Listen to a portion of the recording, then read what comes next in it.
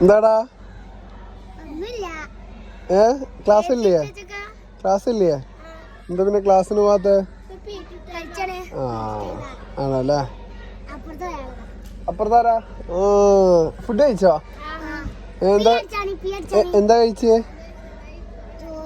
ചോറാ. ചോറക്ക് എന്താ P അടിക്കേ? P അടിച്ച സ്കൂളല്ലേ, സ്കൂളിൽ പി അടിക്കാൻ പാടില്ല. ഇല്ല, മാഷ് ചീത്തറി.